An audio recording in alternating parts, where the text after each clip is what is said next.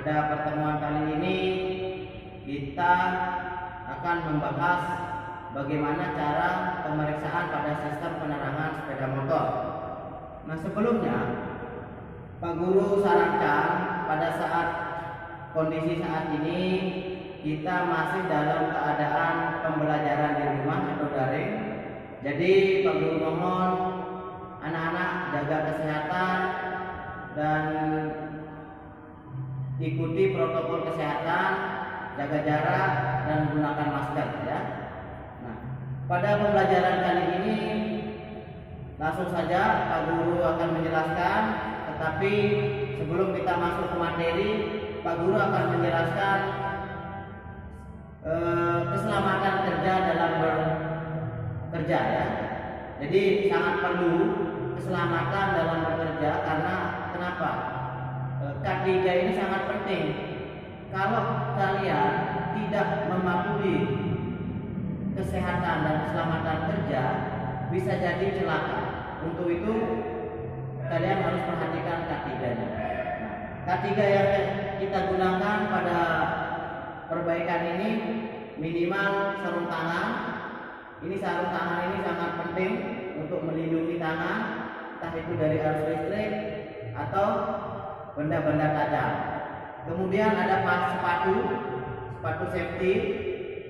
Nah, ini untuk menghindari benda yang jatuh ke bawah sehingga bisa mengenaskan kaki. Jadi kalau kita menggunakan sepatu safety ini sangat aman. Karena kenapa? Sepatunya apabila kita ditimpa oleh benda yang jatuh, otomatis kaki akan aman. Kemudian ada alat-alat untuk mengukur. Yang pertama ada ampometer. Ya, ini untuk mengukur arus listrik atau mengukur kontinuitas tegangan ya. Kemudian ada tes PDC untuk mengetahui ada arus listrik atau tidak di sana. Kemudian ada oben, main plus, kunci ya. Ini yang untuk membuka cover bodinya. Kemudian kita harus menggunakan baju praktek ya. Baju praktek ini sangat penting untuk melindungi dari kotor. Itu ya. Nah, langsung saja kita masuk ke sepeda motornya. Nah, di sini Pak Guru punya sepeda motor Honda Beat. Nah, sepeda motor ini terjadi kerusakan pada sistem penerangan, di mana sistem penerangannya lampu jauhnya menyala, tapi lampu dekatnya tidak menyala. Nah, bagaimana caranya kita mengatasi daripada kerusakan ini dan bagaimana cara perbaikannya? Mari kita lihat ya. Pertama kita cek. Nah, ini lampu sudah posisi on, saklarnya, terus saklar dimmer. Nah, ini lampu jauh, lampu dekat, jauh dekat. Nah, ini lampu dekatnya tidak menyala. Sekarang kita melakukan pemeriksaan yang pertama itu pada bola lampu. Ini pada bola lampu ini ada pemeriksaan, dua cara pemeriksaan. Itu ada secara visual. Nah, ini secara visual kita lihat bola lampu atau filamennya masih terhubung apa tidak atau putus. Nah, kalau secara visual ini masih bisa atau tidak putus. Kemudian kita mengeceknya dengan menggunakan ampometer. Kita taruh di hambatan. Nah, jadi di sini nanti apabila filamen ini masih terhubung, otomatis ampometer ini akan berbunyi. Tapi kalau filamennya sudah putus, ampometer ini tidak berbunyi. Nah, kita cek sekarang ya. Nah, ini yang hitam ini, probe-nya yang hitam menuju ke bodi balon atau bohlam. Kemudian yang merah kita cek bunyi. Ya, berarti ini bola lampunya masih bagus. Oke, sekarang kita pengecekan pada arusnya. Kalau mengecek dengan arus listrik pada sistem penerangan ini bisa kita gunakan ampometer atau bisa kita gunakan tes pen DC. Nah, ini tes pen DC ini. Kalau kita menggunakan ampometer, berarti kita harus taruh selektornya di tegangan DC. Coba kita lihat ya.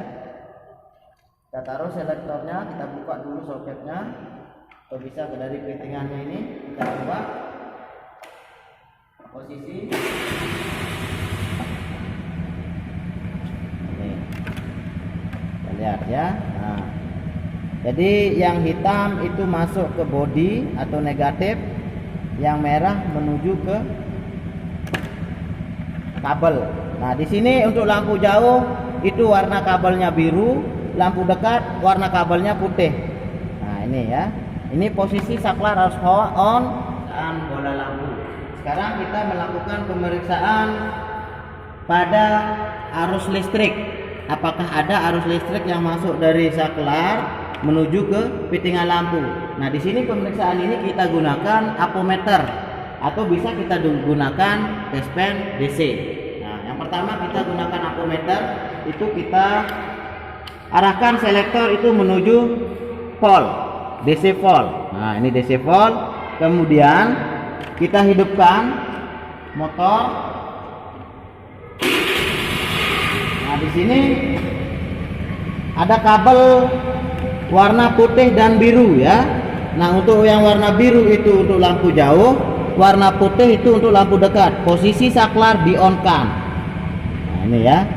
Hitam ke massa, yang merah ke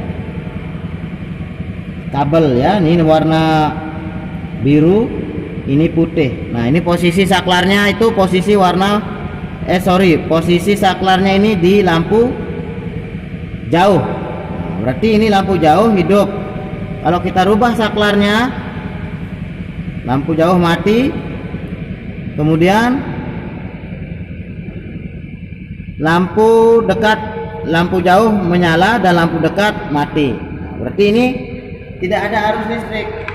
Kalau kita menggunakan tespen DC, kita cek. Nah, posisi saklar on. Nah, ini yang warna putih untuk lampu dekat. Kemudian saklarnya kita rubah. Nah, ini untuk lampu jauhnya. Berarti arus listrik yang masuk ke lampu atau bola lampu itu tidak ada. Kemudian apa yang kita cek sekarang? Kita cek soketnya. Soketnya ini, nah ini masih bagus ya, kencang, berarti tidak terjadi kerusakan. Kemudian kita cek di saklar.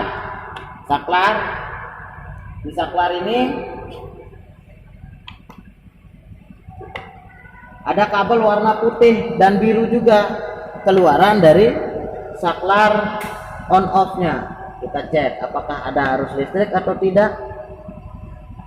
Kita buka soketnya. Udah kebuka. Kemudian kita cek dengan menggunakan tespen DC juga bisa. Nah, ini kabel warna putih, tidak ada arus listrik. Kemudian warna biru, warna birunya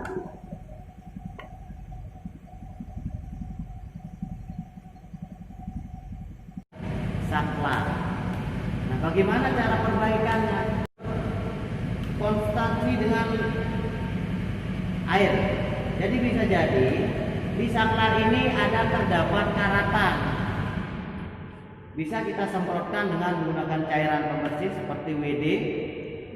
Tetapi apabila kita sudah menyemprotkan tetap kita masih tidak bisa, berarti saklar ini harus diganti. Nah, mungkin itu saja dari Pak Guru untuk pembelajaran hari ini. Mudah-mudahan kita diberikan kesehatan. Pak Guru juga ingatkan kembali, kita masih dalam keadaan belajar di rumah. Jadi Pak Guru mohon jaga kesehatan, jaga jarak, patuhi protokol kesehatan. Untuk video kali ini Pak Guru akhiri dengan Assalamualaikum warahmatullahi wabarakatuh. SMK bisa.